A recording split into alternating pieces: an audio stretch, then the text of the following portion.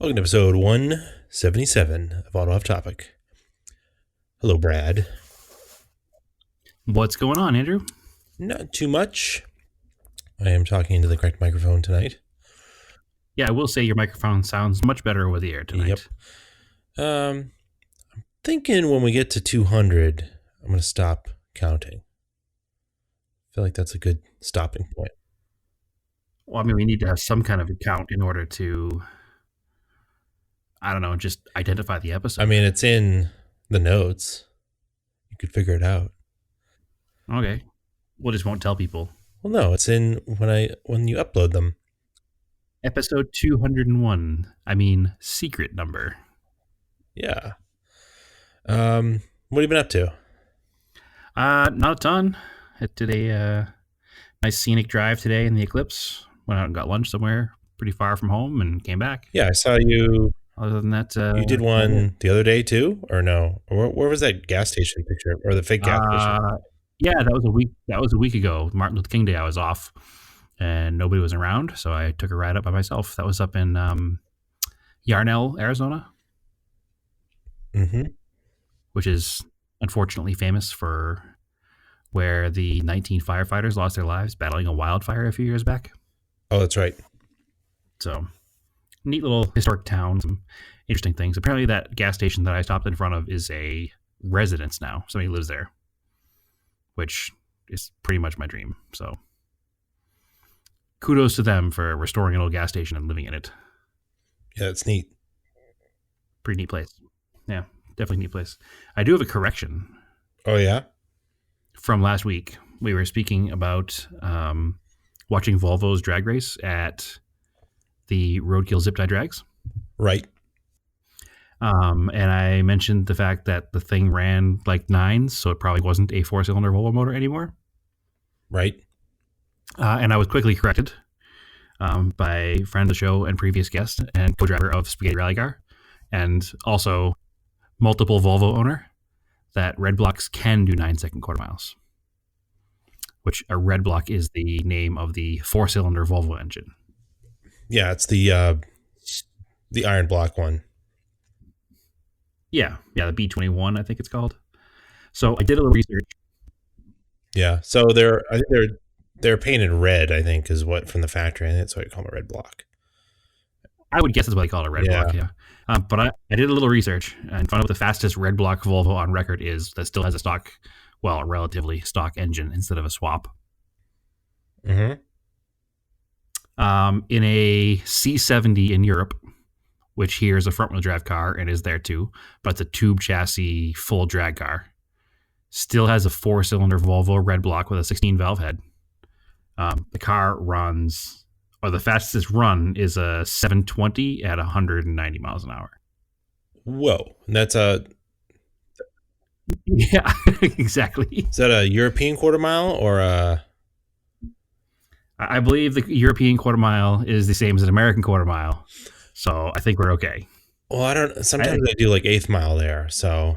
No, this is a full quarter mile. Okay. Yeah, they do a lot of eighth mile in the States now too, actually. But no, this is a full quarter mile traditional drag strip. So yeah, 720 at 190 miles an hour. So with that four-cylinder Volvo engine. So I stand corrected. Those Volvo engines apparently can be tuned to make some serious power. And that's the fastest one. So I'm sure there's others that are in the 7s, 8s, 9s, 10s.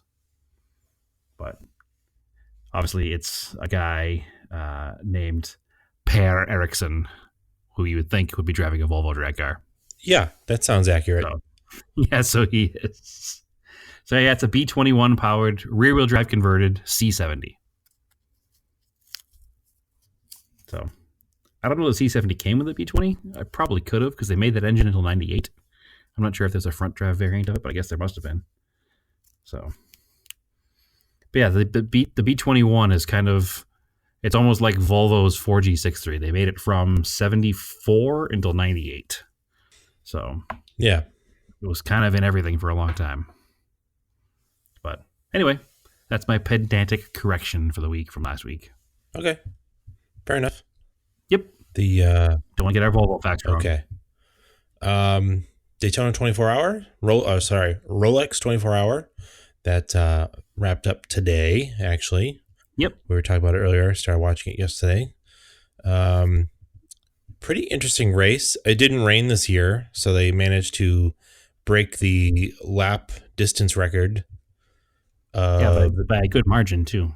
Yeah, the previous was in 2018 was 808 because it poured in 2017 when I was there. And they spent most of the time under caution. And then, so this year they ran 833. Which is mileage. Yeah. 6 caution flags. It's 833 laps, yeah. So the most distance. Sorry. Yeah. Wraps. Uh, Which is way more than that in miles because it's what 2.5 miles around the track. yeah, it's something around, off the top of my head. I remember seeing facts about it when I was watching Dakar coverage. I want to say it's between 2,500 and 3,000 miles in 24 That's a hours. crazy amount of mileage. Mm-hmm. Smallest field, 38 cars. But I don't know. Seemed like the competition was pretty good. Definitely between. Yeah, it was pretty close all day. There wasn't a lot of times you'll see after 20 hours of racing, you'll see somebody who's up by like 7 laps, 8 laps, and there wasn't a lot of that No, this it's year. mostly like maybe at the end they're up like 1 or 2 laps, or they're still on the lead, but kind of towards the back lead lap. No, but it was like it's pretty wild that Wayne Taylor Racing has won 3 out of the 4 of the last Rolex 24s as overall. Yeah, it's an impressive number. So the racetrack is 3.5 miles long. Yep. So doing some quick math, 3.5 miles times how many laps was it? You said 833. 833. Calculating. So 833 times 3.5 miles. Yep. Is a lot of miles. It is a lot of miles. 2,915 miles. Okay. In a 24-hour period at race speeds. Yeah. So you figure, the most you ever normally do on a road trip is maybe 1,000 miles in a day. Yeah. So doing 2,900 over a 24-hour period is crazy. Now put that into perspective with something we're going to bring up a little bit later, a coast-to-coast mileage rally. Yeah. So they did, what was their time from coast to coast, New York to LA? 30 hours. 31 hours 30. and 4 minutes. So their average speed was not much slower than the average speed of a 24-hour Le Mans race. Yeah. I mean, a Daytona race. Mm-hmm. That's crazy. Yeah. Anyway, yeah, no, it was neat to see them break the record. It was neat to see a race go 2,900 miles. It's absolutely insane. So, and they made a good point while watching the race. I was listening, to the commentating, and they're talking about how the drivers have, multiple drivers, so they can do 2 or 3 hour stints sometimes. And then while there's 2 other drivers driving, the other driver can relax and rest and get ready to get back in the car again. But the people who don't get to rest are the team, the pit crew, the team managers, the spotters. All these people are just going for a full 24 hours, which is an athletic feat in itself, let alone the drivers of the cars. Yeah. And I know they were concerned about the amount of tires that they were allowing them because they were going to go so long. They looked at the weather and they figured, well, we're going to go so long on a green that I think during the night, I kind of watched some of it and then fell asleep on the couch. But I know they're talking about a lot of the cars during the night time were doing double stints on tires. Yeah. So they make sure they had fresh tires for, basically the sprint race it turns into at the end. Well, one of the reasons they can do that at nighttime is because the temperatures are so much cooler. Yeah. It was down in the mid 40s overnight. So when the air temperature is so much cooler, the track temperatures are so much cooler. And tires last obviously a lot longer under cooler conditions because they don't, chunk up under the heavy heat conditions during the day. So they can run them longer if they run less aggressively at nighttime. They were also talking about the fact that the cars run so much faster at night because they're cooler and just the way everything goes at nighttime, the cars just run so much faster. But they have to remember that and actually slow down at night because they wind up wearing out more brake parts. Huh. And they wind up wearing out those tires that they want to save for the daytime stints later on. But yeah, so the faster the cars run, the more brakes you use up, and the more brakes you use up, you don't have so many you can change during the race. So Yeah, and they were talking about how because the air thickens up, the cars end up with more downforce, yep, which is something I didn't really think about. But yeah, that makes sense. And then it was cool to see um, Kyle Busch running, Kyle Busch, yeah, um, NASCAR champion. two-time NASCAR Cup champion, Yep. first sports car race, Mm-hmm. running with Vassar Sullivan Racing. Yeah, which is the Lexus team, the kind of like Mm-hmm. highlighter yellow Lexus. Mm-hmm. It was funny listening to him talk about the difference between driving a NASCAR car and driving that car because they're both on the surface very similar, V8 rear-engined, Right. full tube frame race cars. But then the IMSA car is a paddle shifted dual clutch style gearbox and full independent suspension all around with traction control and ABS and all kinds of technology that his NASCAR doesn't have. Whereas NASCAR has a big round steering wheel, and the IMSA car has like a batwing style steering wheel, like there's a name for those kinds of steering wheels, and I can't remember them. Oh yeah, yeah, a butterfly. Like Butterfly steering wheel. Thank you. So yep. he had a butterfly steering wheel and paddle shifts versus the 4-speed manual and a big round steering wheel. And they were showing an in-car difference of how he sits in his NASCAR car versus how he was sitting in this car. Yeah.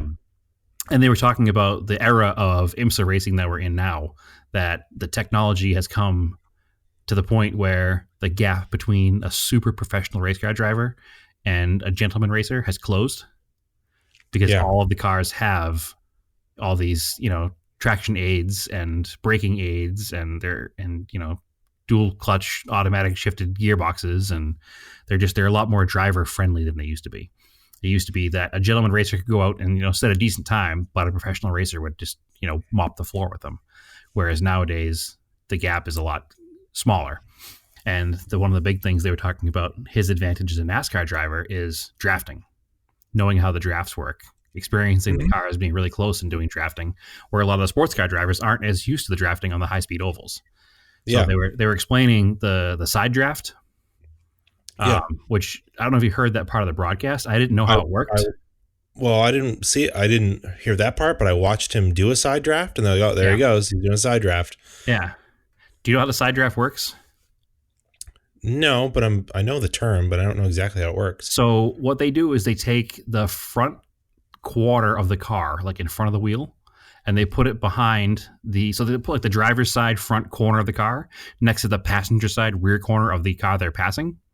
And Right. what happens is as their car is cutting through the air, all the air hits the front of the car, goes up into the air over the car and out to the left and the right of the car.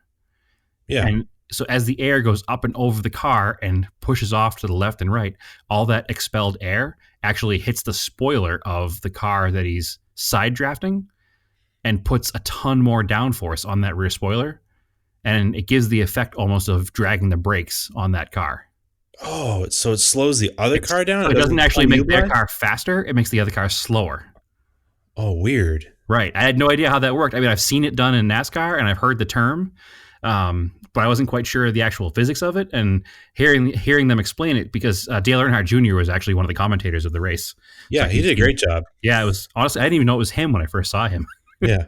But he knows all the NASCAR terminology and how the NASCAR stuff works. So it was neat to hear him explaining, the different aero stuff that happens on a high speed oval. And I've always thought that it made the passing car faster somehow, but no, it actually puts drag on that rear spoiler of the car you're passing, and has the effect of actually applying the brakes on the car. So you see them do it, and they'll go by like the guy's sitting still. Yeah. It's almost like the guy put the brakes on, because that's exactly what happens. So Yeah, because these cars have way more downforce too than a NASCAR, so the effect. so much more downforce. Yeah. But they also mentioned that NASCAR cars are changing again for next season. Yeah. Not every race, I guess, though.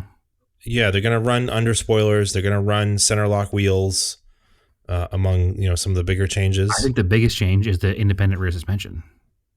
Oh, I didn't hear that part. Yeah. Are they going to run more Rovals? I feel like they were talking about that too. There's definitely more road courses on the agenda for next year. So that's part of what's making this change. Also, part of what's making this change is there is no car on the road that identifies like a NASCAR anymore. Hmm. You can't go out there and buy a V8 4-speed solid or axle car. It just doesn't exist.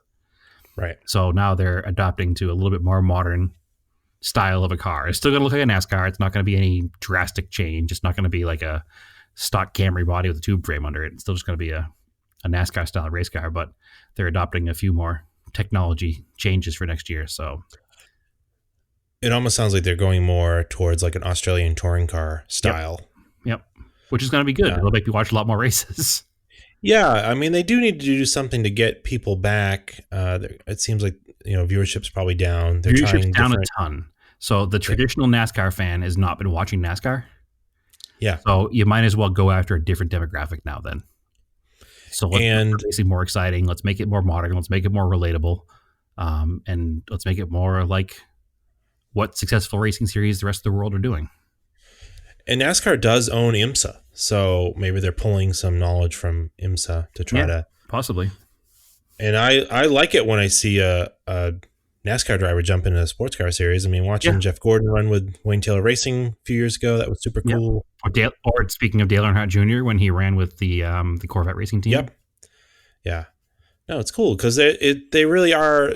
People discredit them. No, they're really good drivers. Like they're. Yeah. Yeah. Most of them are pretty well Yeah, rounded. they came up driving, on dirt tracks. A lot of them, Mm-hmm. or like somebody like Jeff Gordon probably could have been. He probably could have gone into Formula One if he'd gone a different route because he did come up like racing karts. Yeah, I'm sure he It could was have. just the fact that he went from karts and didn't go into like Indy. He went into NASCAR instead. So that's where that came from. Yeah, So, and it paved the way for a very successul career in NASCAR. yeah, So he might have been a middle of the pack guy somewhere else, but he was exactly.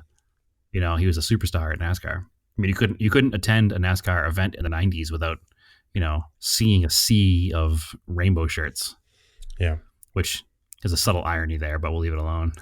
Um, yeah. So overall, the race was pretty cool. Um, I was kind of bummed to see the ladies team. Can't remember what the The name of the Lamborghini team. team. They're running a Lamborghini, and the thing caught fire with like 20 hours to go.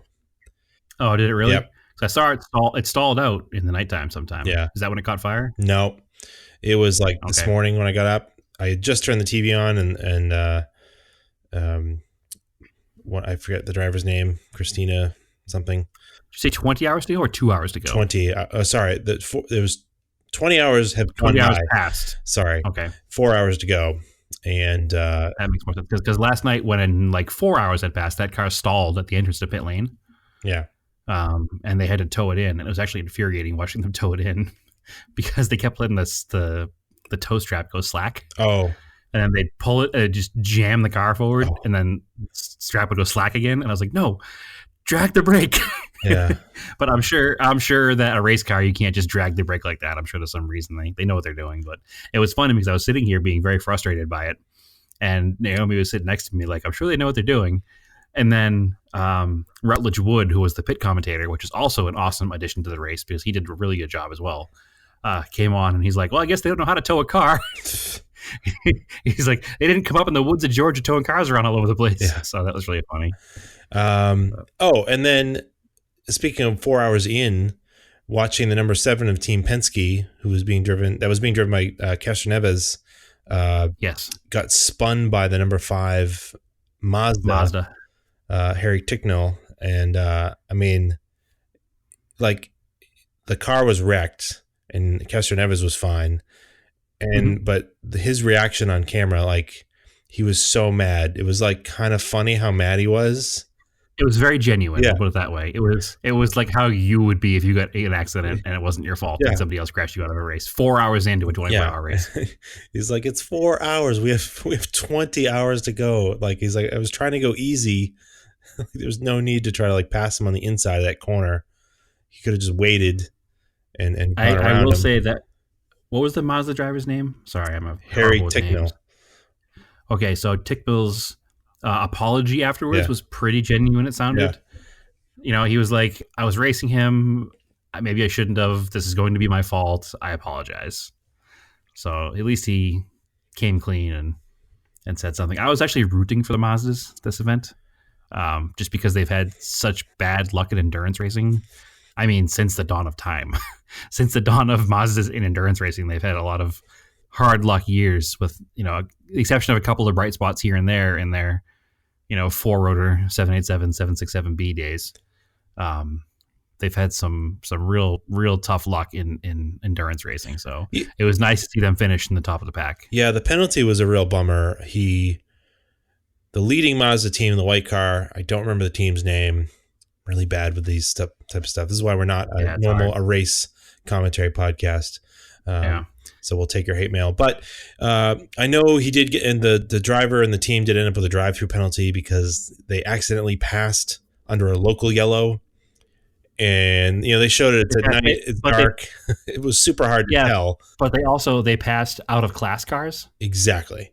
So how can you tell, because you've got so much more speed than those other cars?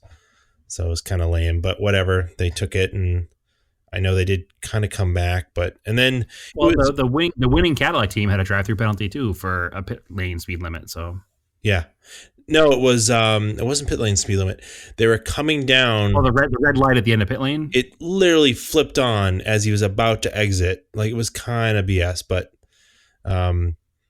they had to come back around, I think, and stop, or they stopped for 60 seconds. It was like really painful, a really long penalty, but they still managed to win the race. So anyway, it's a super cool race. I definitely want to go back and see it. Yeah, so I got excited about it watching it, and I was like, I'm going to try to follow the IMSA series this year, a little closer than I have in the past, because it's really good racing. It's very good racing. There was a couple of really good battles between the number 911 Porsche 911 and the BMW M6. Yep.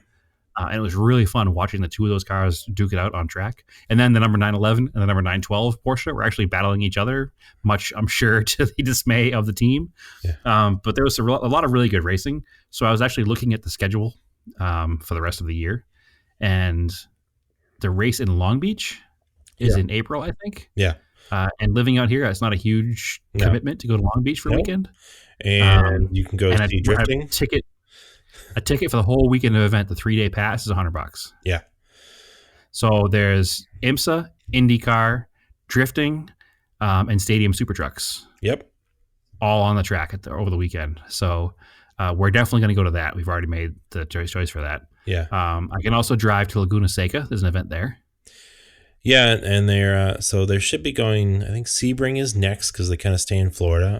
Sebring is next. Yeah, that was a cool race to go to. I've always wanted to go to Laguna Seca. Yeah, but Laguna Seca is pretty close by, and so maybe you should fly out for it because it's not a big deal.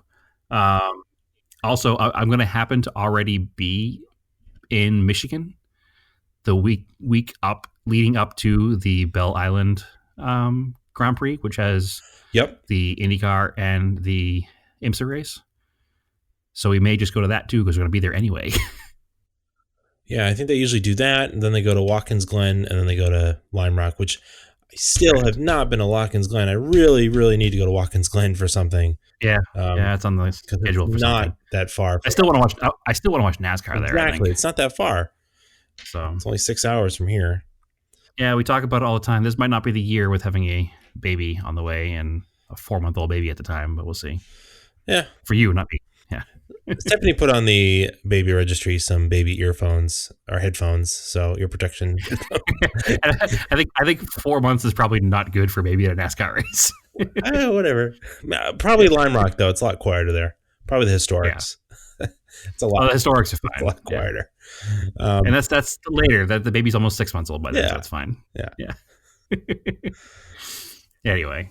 All right. Can't stop our car stuff. Nope. Kids can't get in the way. Nope. Just a little bit in the way. Nah, Stephanie's into it. So this afternoon, I was kind of bored. Sunday afternoon, I remembered I hadn't watched it yet, the Apex, the Secret Race Across America. Yeah, I'm kind of bummed we're talking about this tonight because I haven't watched it yet. You should definitely watch it. It's like I fully plan on it. It's like $15 or something. I just bought it on Amazon because I like the people in it. I just wanted to support them. For sure. We even know one of them now personally. Yeah. Which is neat. So it's basically, so it's the story. It's not the story of the cannonball. It's the story of what came after the cannonball, which is much less known, the U.S. Express. So it was all the people. The Cannonball only ran till like 79. And then people were like, well, I still want to do this, but we want to do it like real seriously. Like, it's not a joke. We want to try to, this is a race. Like, it's sort of about the 55 mile an hour speed limit. No, but it's really like, no, we want to do some outlaw speed racing across the country and see who can do it the Yeah. fastest. Yeah, And they made it about the 55-mile-an-hour speed limit. That was their whole reason for starting it, the whole yeah, Dark Yates thing. So that was his like his justification for doing it was to protest the 55-mile-an-hour speed limit. yeah. And the roads that we have here could be used like Germany's Autobahn, which ironically apparently is getting more speed limits. I heard that the other day.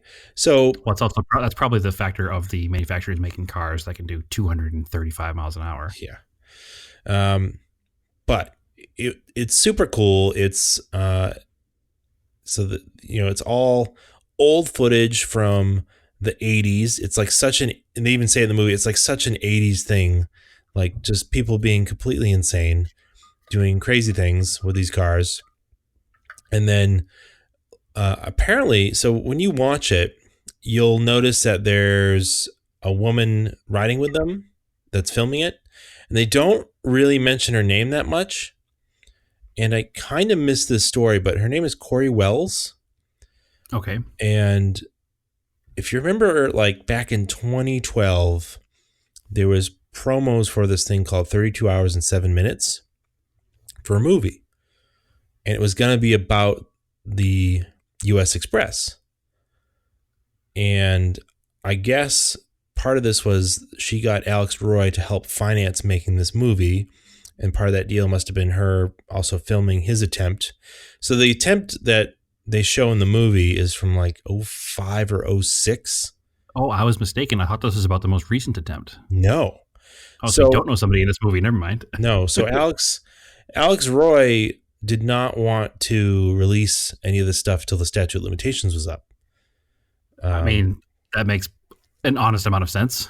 Yeah, and if you've read, I have his don't book. Don't do outlaw shit if you don't want to go to jail. Yeah, I have his book about this stuff, and it goes into super detail about it. But meticulously planned it, and all the things he was waiting for all the statute of limitations to be up, and then he would release all the footage.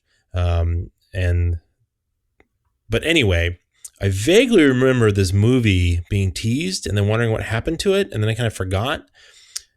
So I was like, I wonder what, I want to know about that movie, because 32 Hours, 7 Minutes is about the guys in the Ferrari 308 that did the race.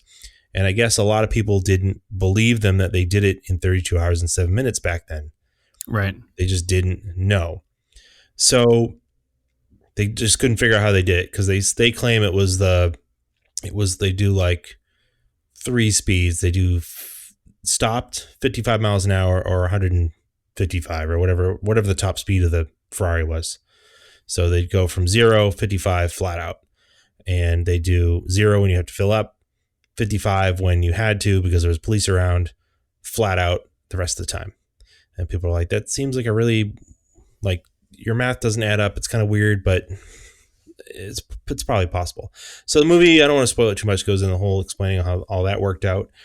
But anyway, the short story is that the movie 32 Hours and 7 Minutes never officially came out. And when it did, it was like a really weird version of it that this woman, Corey Wells, had worked on a bunch of times. And supposedly people who saw it, from reading an article about it, it was really disjointed and didn't make a lot of sense. And Alex Roy was really upset with it. And they ended up suing her. And then, like, I assume that he must have gained custody of all the footage at some point. And so the movie that exists now, this Apex movie, was put together by J.F. Musel. I can never say his name right. He's one of the directors for like The Drive. Yeah. And I've never heard his last name. I just call him JF. They just call him JF in the Smoke Tower. So he edited it in a way that makes sense. So is it the same footage? It's a lot of the footage that Corey Wells gathered, but edited in a way that makes sense, apparently. because that movie you can find 32 hours 7 minutes online as a full movie. Like bootleg copies of it.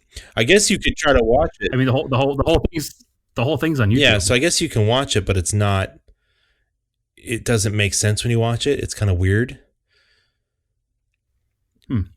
You could try watching it after you watch this. Yeah, no, I just googled it while we're sitting here talking about it, and IMDb has a page for it where it has an 8.2 out of 10 star rating, and it says Yeah. it came out in 2013, Yeah. directed by Corey Wells.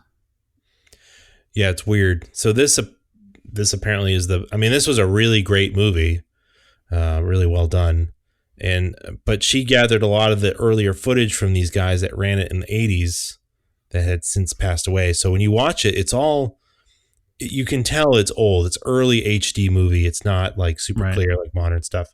So it's definitely from like. So the Apex movie has got footage from the 308 attempt and from Alex Roy's attempt in the BMW. Yep, it's all woven together to make sense. It's very, very cool. Like All right. I definitely recommend it. I mean, I know you and I are both big fans of the Cannonball Run and this type of cross country type Yeah, of driving. absolutely. So In fact, maybe I should watch the Burt Reynolds Cannonball Run as a primer just to remind myself. yeah, if you want. I have a DVD copy of it, so I might as well. So I mean, it was probably my favorite movie as a kid. So yeah, definitely. So that is right on the top of the off topic must watch recommendation for movies. Okay. And then for a free movie you can watch that's only like 30 minutes long on YouTube, it's called I Just Pushed the Button, yes, I haven't watched that yet either. I've been slacking. about WRC photographer Marcin Rebeck. I believe Really, it's really bad with names. Marcin Ryback. Marcin Rebeck. I believe he's Polish. Mhm. So yeah, it's only 30 minutes, free on YouTube. I really liked it because I'm into rally photography. It's worth a watch if you have any interest in motorsports photography. Or photography, period, or motorsports. Yeah. But it's super, super quick, easy to consume. Definitely worth a watch. So just wanted to mention those. Yeah, I need to watch both of those still because I haven't. And now I also probably want to watch this 30 whatever hours, 7 minutes, 32 hours, 7 minutes movie as well.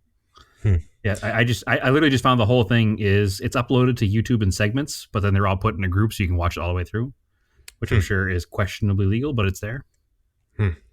So I'll have to check it out. Might as well give it a watch. So we've been playing the video game Wreckfest. Yes. And also recommended. Yeah. Kind of got us thinking about the Daytona 24-hour. I always call it Daytona 24-hour. It should be the Rolex 24-hour. Is the sort of the peak of American racing. And but there's more grassroots stuff, like really grassroots stuff. Mm-hmm. And of course, there's like SCCA type racing, which starts at like autocross, and you can move all the way up from autocross to semi-pro racing through the SCCA. But that's like very structured, lots of rules. And then you have stuff that's a little more homemade feeling. And it usually involves taking near junk cars and doing all sorts of racing with them. That's kind of where that video game Wreckfest takes a lot of its inspiration from. There's levels in between that too. I mean, you have one of my least favorite race series, unfortunately, to the chagrin of many unpopular opinions. The 24 Hours of Lemons is kind of an in-between. Yeah, I'd put that more now towards the SCCA type of racing. That chumps. Yeah, when it first started, it was a little bit less regulated than it is now. Now that it's so popular, there's a lot more rule-based. But some of the early rules of the 24 Hours of Lemons were based on some of these banger racing things that we're going to talk about. You know, at the end of the race, the winning car can be sold and bought, or somebody's car can be destroyed. All that kind of stuff was kind of part of the original, which we'll get into when we get into talking about the racing here. But it's lost its way a little bit, I think. But well, I think a lot of people just didn't want that because they end up spending a lot of money on cars because Americans in general are competitive. So you want to win. So you either cheat or spend a bunch of money on your car just to win some silly like regional racing series. Yeah. But the big takeaway from a lot of these grassroots stuff is that they're supposed to be cheap, cheap, cheap. Basically, the antithesis of top level endurance racing. So Correct. you've got something like Demo Derby, which is probably what most people would think of in the US. Mm-hmm. And supposedly a man named Larry Mendelson is credited with popularizing demo derbies in starting in 1958 at New York's Islip Speedway. Mm-hmm. Which it kind of makes sense for the time, right? So he kind of figured out that like, oh, people like to watch the wrecks more than the actual racing. So then people started buying. I mean, it was, you got to think like how cheap it was to buy a big old American car in 1958. Well, in 1958, that's when American cars were still they were changing a lot. You know, you go back to 10 years prior, cars had just gone from like pontoon fender to slab sided.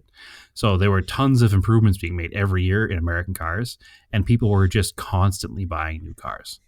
You know, you bought a new car every 2 or 3 years, and you could buy, Yeah. you know, a used 3-year-old car for $100. Yeah. You know, it wasn't uncommon to buy a $50 car or $100 car. So there were a lot of junk cars because nobody was thinking about saving these things in the future. Nobody was restoring 1940, you know, Fords No. in 1958. Or No, very it's few a people 10-year-old. were. It's like having a 10-year-old Ford today. Like you wouldn't restore it. Yeah, it would be like a 2009 Ford Fusion. Like, what are we going to do with it? We're going to enter a demolition derby, obviously. Exactly. So those are, I would say they're probably pretty common through like the 60s, 70s, and 80s. And then like the US ended up with, you'd get demo derby coverage on the Wide World of Sports. Mm-hmm. And I remember even back in the 90s on TNT, not TNT, TNN, they had demo derby stuff, which was kind of cool. Yeah, it became, I think when Monster Jam started getting big, it was like a sideshow of Monster Jam. There'd be demo derbies, and there'd be the tough truck competition, and then ATV racing. Right. And then you've got another thing that kind of came out around the same time, figure eight racing, which is exactly what it sounds like. You, instead of running cars in an oval, you run them in a figure eight. And obviously when you cross, so like originally they would just kind of cross over. And then at some point someone was like, well, what if we take the crossover route where they go above them? Like the track would go up and over, and then we'll just let them smash into each other. Right. Which this was also popularized with children among the same time with the Hot Wheels set called Crisscross Crash. Do you remember that? No. It was one of those Hot Wheels sets that had the little plunger to make the car go. And then you had to try to beat the car through the X and then over the finish line, or you crash them in the middle.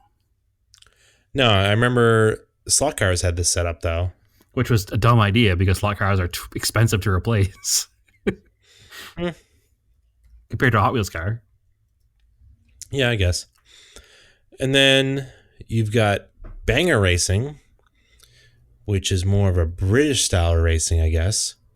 And the idea is to turn laps versus just smash into each other. So it's kind of like, in where like road courses are more popular in Europe, you get people that want to run on a road course, but they want to run really cheap cars.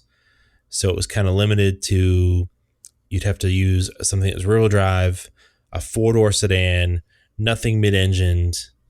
So basically you end up with like four-door family cars, and then people just run them. Well, you have to remember, too, that the British already had Rallycross, which was a higher-end version of the same.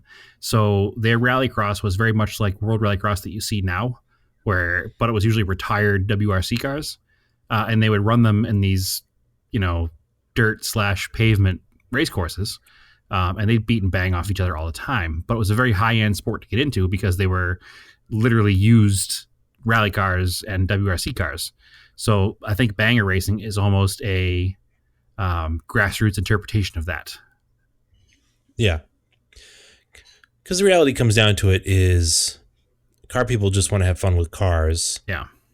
But they're also pretty frugal for the most of the time. Well, they're frugal. It's just most people can't afford to build an expensive race car. They want to have a good time and not, keep kids out of their keep food out of their kids' mouths. Yeah.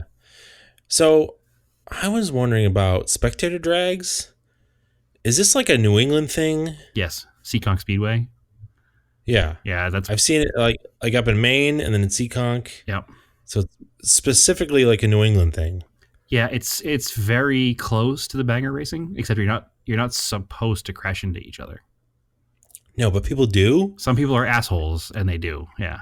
and there's some hilarious videos. But basically, it's kind of crazy because you're like, I'm gonna take my street car. Yep. Now, it's one thing to go to like a grudge night at New England Dragway Or an and you're autocross. running, or an autocross, and you both run your car down the drag strip and you're not supposed to hit each other. Like that's understood. Yeah. Where this is like you start on a can either be a paved oval or like a dirt oval. Yeah. It's I don't, literally door to door racing in your family car. yeah.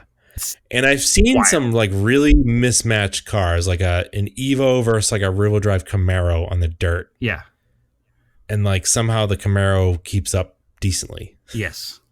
Well, I know a few people who have participated in this. And it's kind of an unwritten rule at the beginning of the race that the competitors know what kind of competitor they're going against. And you're not expected to go out there in your nice car like the Evo and be T-boned by some local yokel in an S10. Yeah, It's kind of an understood.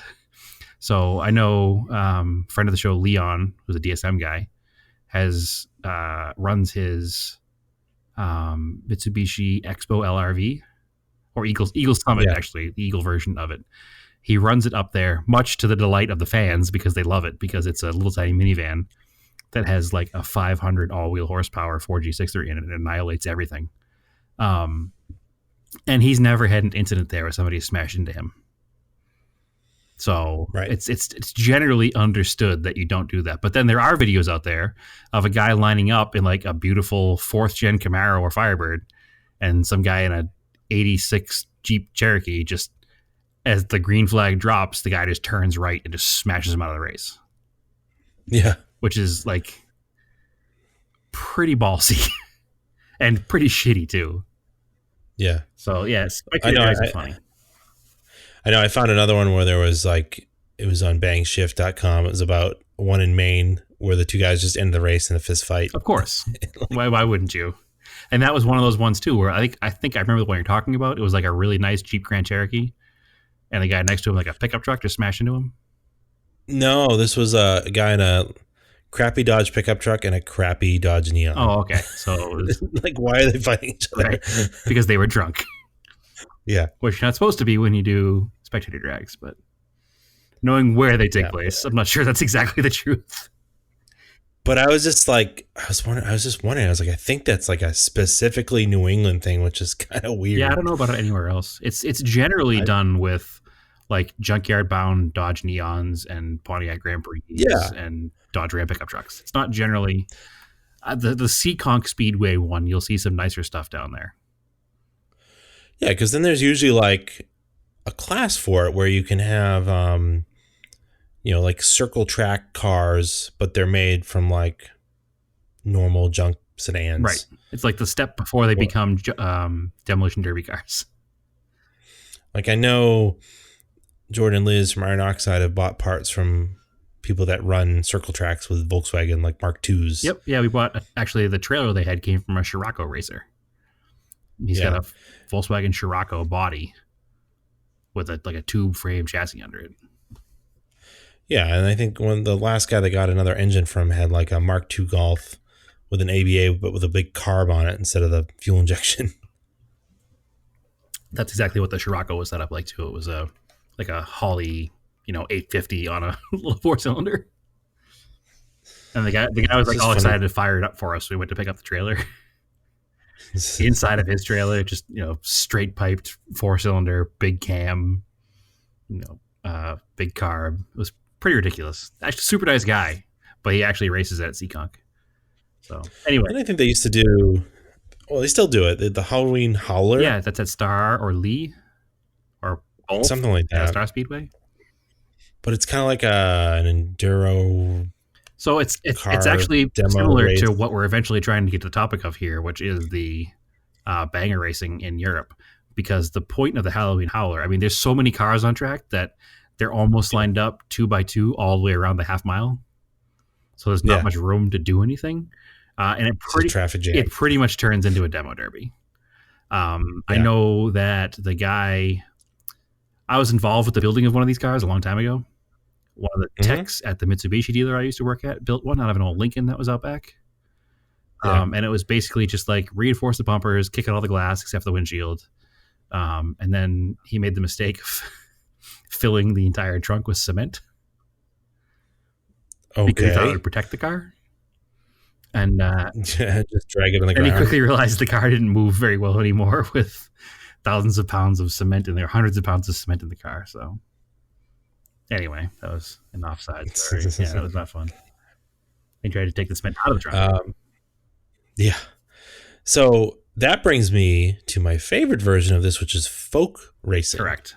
The Swedish version. Or, yeah, well, yeah, it's very prevalent through all of Scandinavia, which it literally, I think the Finnish word translates to like racing for the everyman. Um, and it's typically old Volvos and Saabs. Because it's what they And the have. coolest part, yeah, because it's the most prevalent thing. It's what everybody likes out there.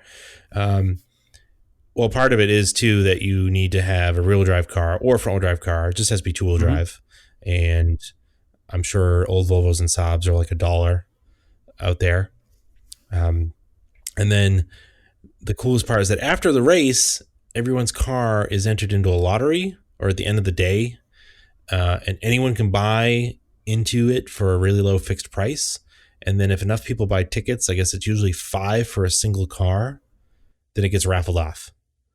So like there is very little temptation to cheat with your car or spend a bunch of money on it, because it could just, You might lose it a couple hours you later. might just lose it.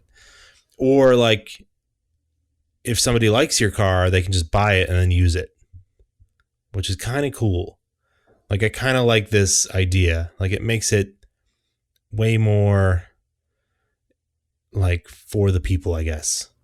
I mean, every country has its redneck population, and they need something to do with cars, I guess.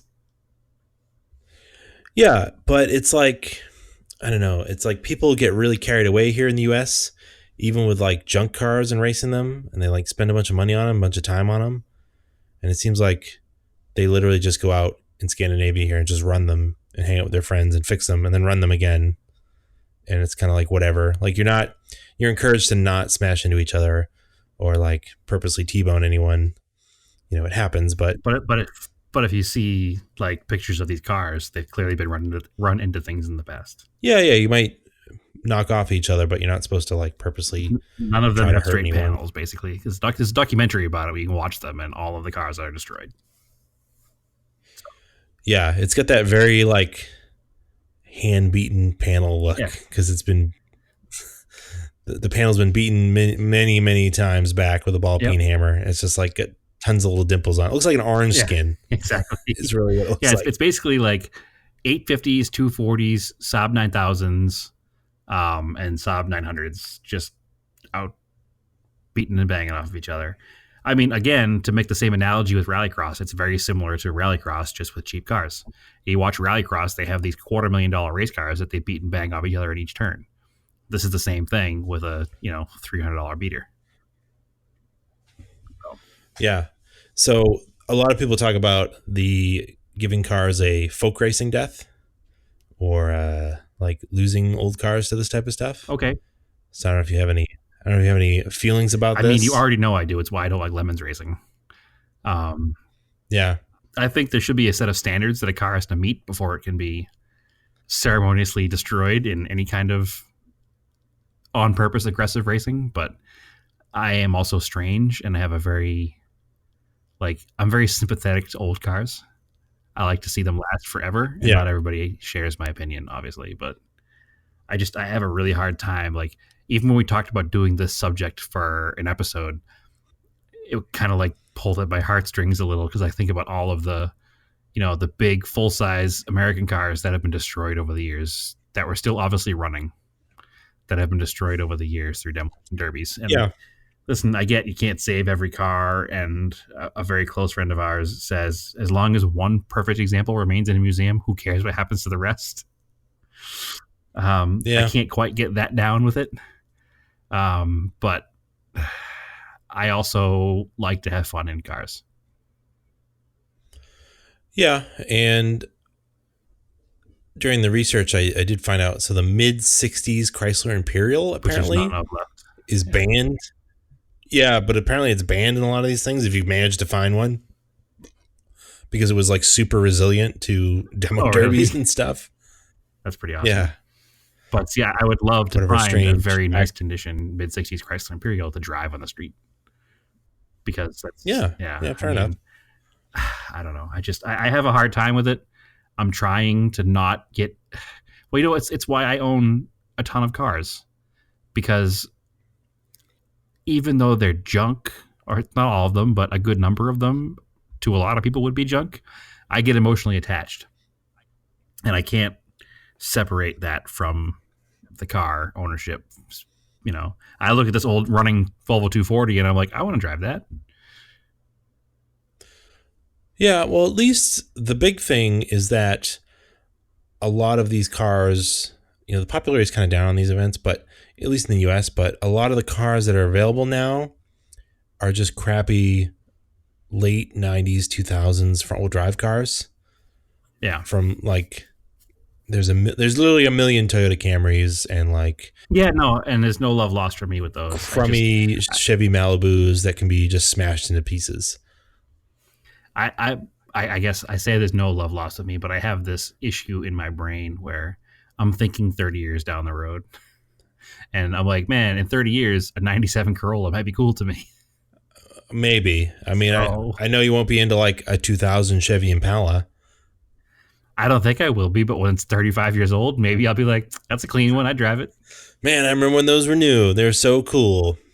Listen, old people will eventually die and will eventually become old people, and we're going to act just like the old people do now, as hard as you try not to.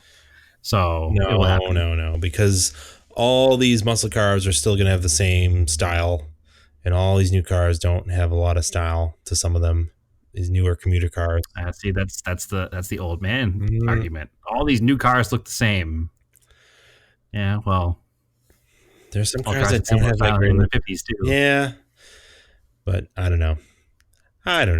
We'll see. Regardless, it's going to be. Oh, I just said regardless again. I'm getting called out on that. Damn it! I'm trying not to say that. Anyway, it's been. That's the other one. What's that? Take a drink. Oh yeah, exactly. Take a drink. Brad said regardless, and then he followed up with anyway. Sure thing. Moving on.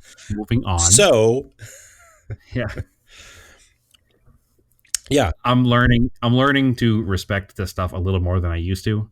I still don't like lemons, and there's one car in particular that really bothers me in lemons. Okay. Two cars in particular that really bother me, and they've made me hate the whole sport. Okay. There was a 40,000 mile 84 Starion. Right. That was sold by the owner's widow, and nobody local bought it, so she put it on the internet for sale. And it was sold to somebody, and they told her what they were going to do with it, and she was like, okay, just send me pictures. And I watched them take this, because they documented the whole thing online, this like 40 or 50,000 mile 84 Starion, and just gut it and spray paint stripes on it. And like, I can't do it. That car needed to be preserved. The car was perfect. It was mint. There wasn't a scratch or ding or a dent on the car. This guy kept this thing in mint condition for its entire life. And then 10 minutes after it sold, the thing was blown apart and turned into a race car. Yeah, I mean, there is that if you bought it, you can do what you want with it. If nobody else bought it, that's their fault that wanted to save it. But I mean, I at least like to think I have an appreciation for what can be saved, what can be wrecked. Yeah, you do and I do, but some people don't. Like the Mirage, if we ran a banger race with it, I wouldn't be sad about it. I'd be super amped at how much fun we had with it, and then I'd throw the car away. Well, that car deserved a Viking death. It didn't deserve to get T-boned by an unlicensed driver in a Ford Windstar. Yeah, exactly. So, I mean, that car, to me, that car had 225,000 miles on it. We did a lot with that car. We rallycrossed the car. We TSD'd the car. We daily drove the car. We beat the car in the snow and the rain and the sun and the sand and everywhere. It had no life left. Yeah. So it should have been entered in some kind of speed competition to end its life. But unfortunately, it was T-boned by a Windstar driver who has no license and is a city rep for the city of Salem. Mm-hmm. But anyway, but you're right. That's the kind of car that is. If that car was turned into a Lemons car, good on it. That's Yeah. what it deserves. But I've seen that Starion story on a couple of occasions, and it just bothers me. All right. Fair enough. Any? And the people who were involved in Lemons don't seem to be genuine car people. That's why there's so much gimmick in the racing. Maybe. I know a lot of car people that are into it. Yeah, but I also know a lot of people. I've met a lot of people who are into it who aren't car people. Yeah. So it's hard to. It's a really hard thing for me, and I don't mind a car being turned into a race car that's treated nicely and kept as a nice race car. But you enter into a Lemons race, and it's not to be crude, but it's the bottom of the barrel. The car is going to get smashed into. It's going to get dented. It's going to get abused. It's just. That's why I'm more into like Chump Car or ADR for Yeah. inexpensive racing series. Yeah, I just don't get it. But again, It's also super expensive. That's the other thing I haven't done it because it's like Lemons is very expensive now. It's not as cheap as you think it should be. No, they say to rent a ride for a weekend is $2 or $3 now. Yeah. So I can't even and that's not to own the car. That's just to rent a spot on a team. Like to buy your way into a race team every weekend is a couple of grand. Yeah. So that's not. And then to have it like a questionable car that might break. You could spend $2,000 and not turn a lap. Yeah, that's my other problem with it. I'm not about that life. Yeah, no. I would rather have a car that you can go do a. And this is again personal opinion, so hate on me all you want. But this is how I look at it. Have a car that I own that I can take out and do a track night in America, a open track day somewhere, a road rally, autocross, a drag night, all that kind of stuff. And at the end of the day, it's mine and I own it. And if I don't want to do the racing, great. And if I do want to do racing, great. But I also know that in general, those kinds of events aren't going to get my car wadded up. Well, that's why I like the idea of stage rally a little bit more. You can slow yourself down a bit. Yeah, you can go as hard as you want or don't want. Yeah, and you're not. It would be very rare to have a car smash into you. Yes. Yes. And also a couple of things have gone wrong if you've contacted another competitor. Mm-hmm. Mm-hmm. But generally the upkeep of the cars is much, much better. So well, there's a lot more scrutineering in that too. I just like it better. Yeah, no, I have no problem with it. Again, I wouldn't want to see that 40,000 mile Starion turned into a rally car either. But no. I mean, I guess I'm more just jealous about that car because I want to own that car. I don't need more. I did. Mm-hmm. Jerks. Anyway, going back to folk racing. Yeah. Back on topic. Do you have anything else to say about it? It seems, looking at the cars, they all look like they're cars that have lived a good life. That's not a place where rust doesn't eat cars, because it does. So I think a lot of these cars are probably well past their prime. It's a small area relatively to the United States with not as many people that own cars. A lot of the big towns there are car free. A lot of the big towns there that aren't car free are going full electric. So there's not much use for these cars anymore over there. So I guess it kind of maybe makes me a little less upset about it. Yeah. But I don't know. I'm into it. It sure is fun to play on a video game. So we'll give it that. Well, the thing is that in most of those countries in that region, like licensing requirements are so strict that people are just better drivers in general. And people are more into motorsport in general because they learn how to be a rally driver to get their driver's license. So it's Basically, probably yep. leads toward the popularity of it as well. Mm-hmm. So I don't know. It's All neat. right. It's called folk racing. There's a documentary on YouTube about it. I think it's called Vicious Volvos and Smashed Up Saabs. Yep. This is folk racing. It's a neat 15-minute watch. Um, if you really love old Volvo 240s or Saab 900s, you probably shouldn't watch it. But I'm hoping that they were all vehicles that were destined for the scrapyard anyway. And those Swedish engines seem to run forever. So even when a car goes to the junkyard, they probably usually still run. Mm-hmm. So it's a neat documentary. I would recommend that one too. Get any Project Car updates? I've just been driving the Eclipse. I don't know if I mentioned. I think I did mention I got center caps for it. Still haven't put them on, but I Mm-hmm. got them. I haven't done anything else. I don't think to the car. So nope. Yourself? I did some Scene Kid Laminix to my fog lights I did see that on the Alltrack. little yellow fog light action. Yeah, it was really easy to install. Fog lights, yellow fog lights in a snowstorm, the greatest thing ever. Yeah, or a rainstorm. Yeah, They're really much better. yeah, they make Definitely a helps lot of keep it up. sense. And also, they'll keep the fog lights from getting too chewed up. You know, especially in the snow, I think, because it really accents the where the snowbanks are, where the road is, because it's a Mm-hmm. different color than the snow itself. So, yeah, I Mm-hmm. am a huge proponent of yellow fog lamps. Um, I've always run them yellow bulbs and Starions and Conquests, and I have the big Yep.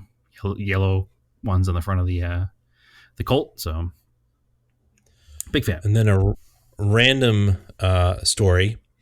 So Stephanie and I were out running errands the other day, and at this point, the car had about 900 miles on it, and we're driving on some back roads up near where you used to live.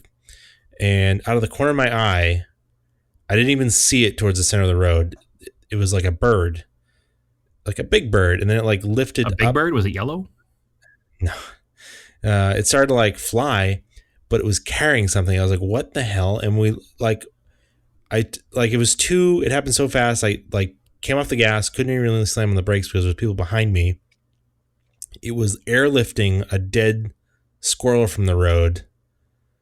Like driving by it, it scared it, or it like swooped down to grab it, and then I don't think it realized how heavy the squirrel was, and so it splattered. I hit the squirrel that was being clutched by this like hawk with the windshield, Oh, and it just dragged this dead squirrel up my windshield, and then up and over. And I don't know what happened to the bird. I didn't look in the rearview mirror. I'm like imagining the thing spun off like a TIE fighter in Star Wars I assume it when they probably get hit by a laser. lost its grip on the squirrel. I would hope. Yeah, well, it maybe it kept it because there was nothing else on the roof of the car. Yeah. It just literally only touched the glass. Well, there Luckily, was definitely some splattered blood and guts in your windshield in the picture you sent. So yeah, and didn't. I'm glad it didn't smash the windshield. yeah, that'd be That would annoying. have been super annoying. Your brand new car. That's such. It's covered, but Yeah, but that's such a like 1 in a million chance accident. yeah. I mean, I almost hit a turkey with the Subaru a couple years ago. Right. Like I slowed down enough, and it did that weird turkey fly thing because it was in the road Yeah. or tried to cross Where the like road. jumps And and like makes like a 4 foot flight. Yeah, like that would have been annoying, a 25-pound turkey in the hood of the car. Yeah. But yeah, this was super random and like probably never ever happen again. Oh, let's hope it never happens again. Like, how do I hit? Yeah, I hit a squirrel, but I hit it with my windshield, and it was already dead. So now we've both hit something with the front of our Volkswagen wagons. Yeah. So mine's still not fixed yet. Project car update. Project car update. I finally have the claim all taken care of, but Oh, good. I haven't. Unfortunately, I need to spend $500 on my deductible, and I'm not in the position to do that because I want to put my extra cash into the suspension on the Eclipse. So Right. I think I'll wait until after the Eclipse is done before I put the the deductible in to fix the front bumper on the Volkswagen. So I might be driving around with it for a while with the cracked front bumper still, but whatever. Life goes on. All right. Anything else? I don't think so. All right. Sounds good. So as always, follow us on Facebook, Auto Off Topic Podcast, Auto Off Topic on Instagram. Follow me on Instagram at Race and Anger. Go check out the Gearhead Project forums and join up. Been adding some stuff to there. And Yeah, I still haven't, but I finally took all my pictures off my camera to make a thread about the eclipse. oh yeah, that's so typical of you. You like to take pictures then never show them to anyone. And with a secret, they're for me. Yeah, I guess that's all that matters. You're not doing it for the gram. You're doing it for you. 10 years later, I share them. Be like, oh man, remember this day? Yeah. It's like finding old film in a drawer and having it developed. Exactly. I have like 8 memory cards full of pictures and have no idea what's on them. You don't take digital pictures off your memory card. You just buy new memory cards. Generally, yes. Well, storing them is annoying because I feel like if I store them and what I store them on gets corrupted, I lose everything. You could also put them into a cloud service like Flickr. Yeah, well, that's like a newer thing, and I'm still on like old school way of thought. Okay. All right. But anyway, digital memory cards are so cheap it doesn't matter. All right. So anyway, follow me on Instagram where you can see the pictures I take with my cell phone because my camera pictures never come off the camera. That's right. At TSISS350. Sounds good. And there will be some pictures coming up because I have made the effort of taking some pictures off of the camera and putting them onto the computer so that I could edit them and share them with, I don't know, myself. Oh, and I did get the new sticker order in and some buttons that say Auto Off Topic on them in our classic logo. And I'm waiting on, I should have them this week, some keychains. So stay tuned for those. I'm going to post it all at once, pictures of them. And we're going to have a deal on those. So stay tuned for that. And I guess that's it. That makes a podcast, right? Yeah, sounds good to me, sir. All right. Keep cars analog and aim for the roses.